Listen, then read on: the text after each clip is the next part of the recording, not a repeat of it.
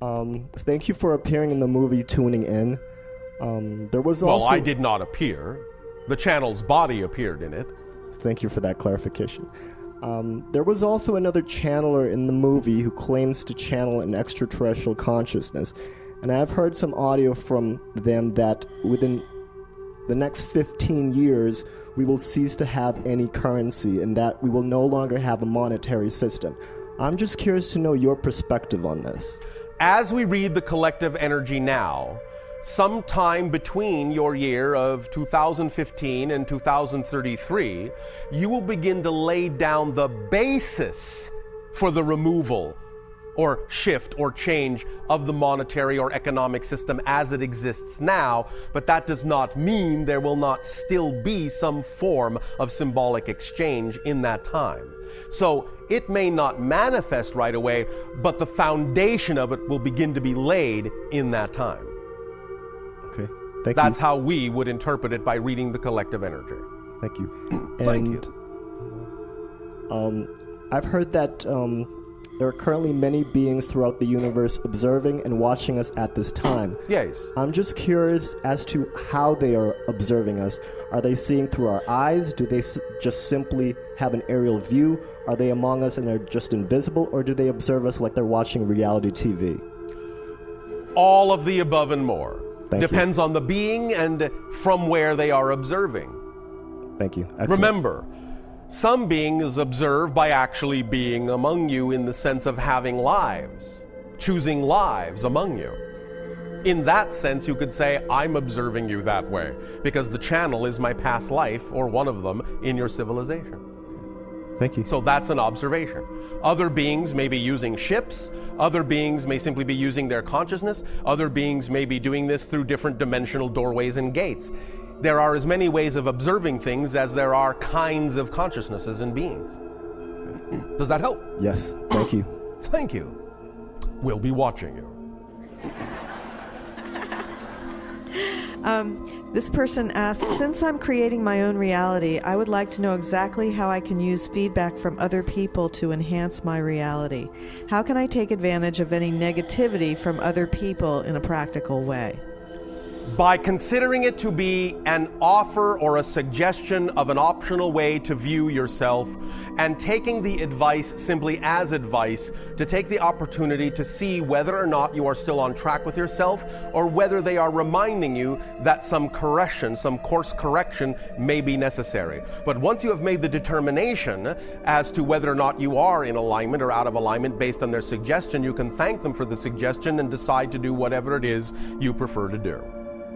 In other words, treat all of that, any criticism, any observation, simply as an opportunity to consider that you may need some alignment, but then make the assessment yourself as to whether that's true for you or not, and thank them for their input, whether you take their advice or not. Okay, it sounds like having a strong core. Of course. Because you understand that you would not have attracted them in your reality if it didn't serve a purpose.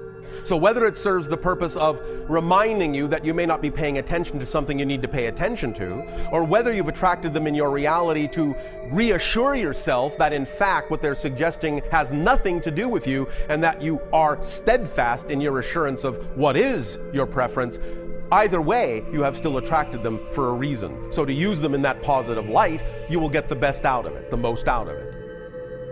Okay. And you will then be allowing them to have served you in that way. And you can serve them retroactively by letting them know that their advice, in that sense, was accepted with the loving intention with which it was given, even if they didn't think it was given that way. That will really disarm them. All right? Okay, great. Thank you. Thank you. Hi, Bishar. And you, good day. 2 questions. We talk about the ego as if it is a being with consciousness. Well, in a sense it is.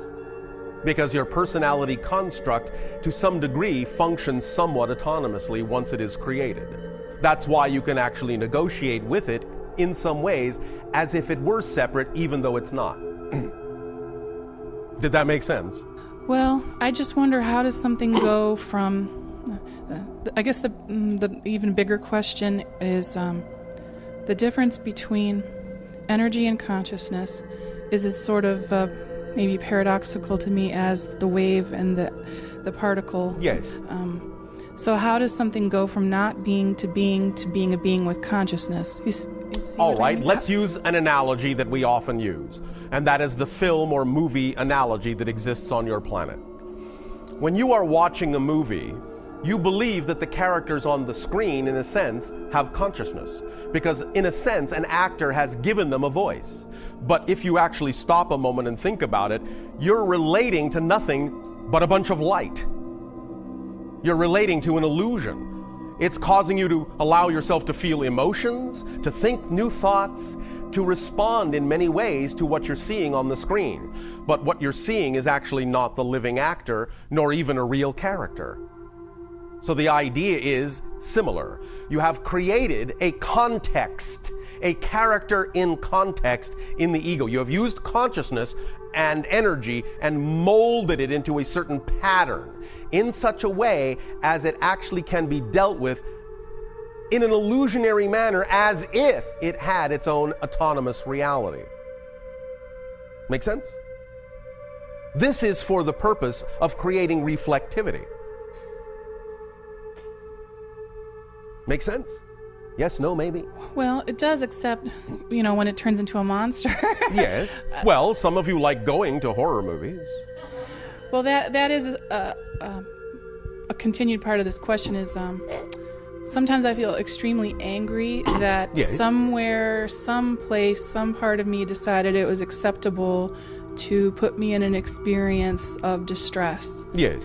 From the higher perspective, it expands consciousness in limitation and teaches Yes. other beings, and it's Yes. so good for the rest of the universe. But my moment is misery, Yes.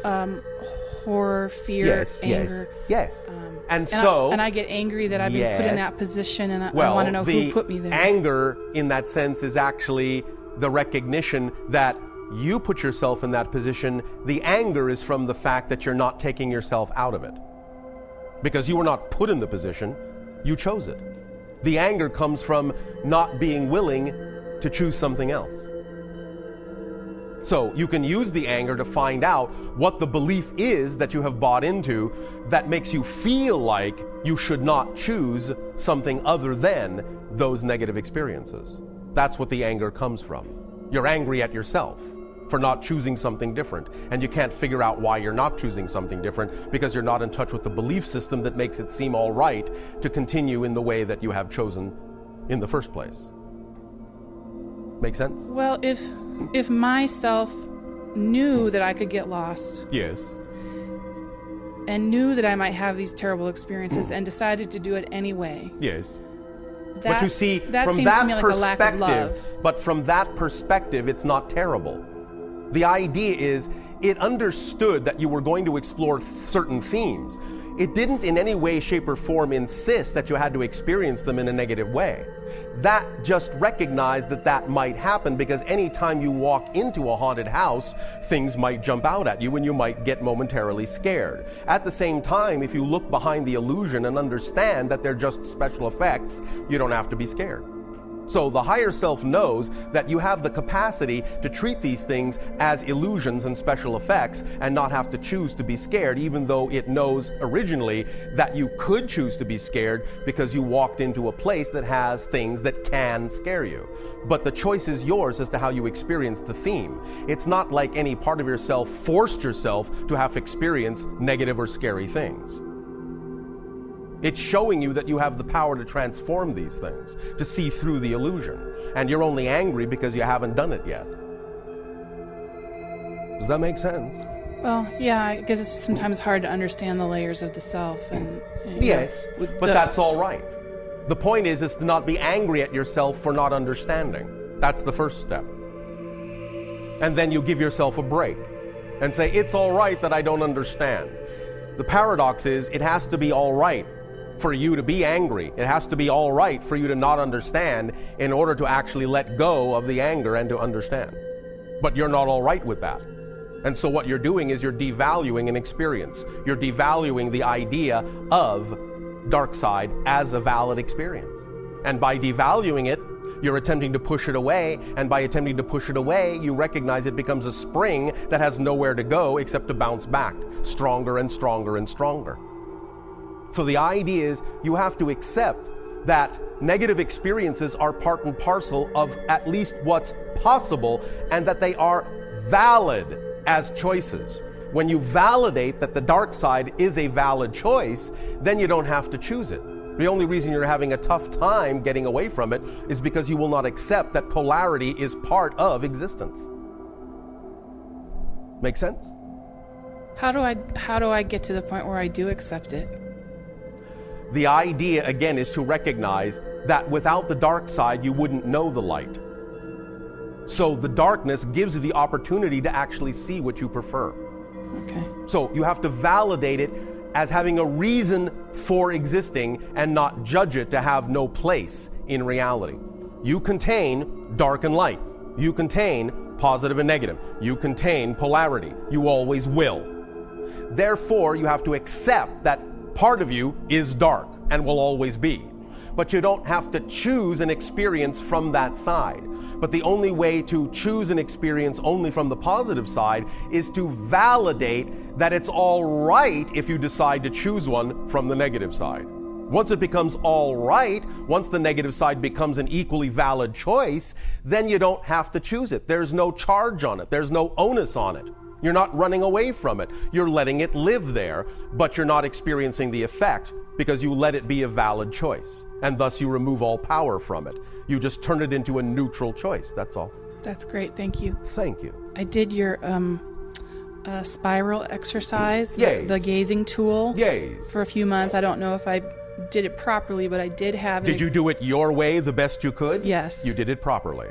The experience I had was seeing this 3D persona as a female, Yes. dropping aside, Yes. and a different persona becoming available. Yes. So I had a day where the 3D persona went away. Yes. The higher persona took over for maybe a day or 2 days. All right. And then all Was of a it sudden, fun? The first day I was extremely angry that I felt I had been lied to about who I was. Now, here's a question for you. If you created a higher persona that is representative of more joy and more excitement, why did you spend the energy and the time focusing negatively instead of spending the time focusing positively and just enjoying the new persona? Why did you choose to stay in the negative energy and spend time berating yourself for having spent time in the negative side unless you prefer to spend time there? Yeah, I have no idea. Yes, you do. It felt like it just happened. No, it does not. And that's where you're fooling yourself. You just have to be willing to let it be all right to have done that. And that will open up a doorway that will let you understand why you choose to do that. And then you will no longer be angry with yourself. You have to stop being angry with yourself for choosing to be angry, for choosing a negative experience. And then you will allow yourself to find out what the underlying belief mechanism is that gets you to think that that's the thing to choose. And then once you know that, you won't choose it anymore. But you have to start by letting it be all right to have chosen it and not be angry with yourself for having chosen it and not being angry with yourself for being angry. Because you're only heaping more inability to understand why the mechanism is there by choosing to spend time in the negative energy instead of the positive. It doesn't just happen to you, it happens through you. All right? So lighten up on yourself for having created the idea of negative experiences. That's the first step to transforming them. You have to let it be all right to have done so. If you're not all right with it, you never will be all right. All right? Thank you. Thank you.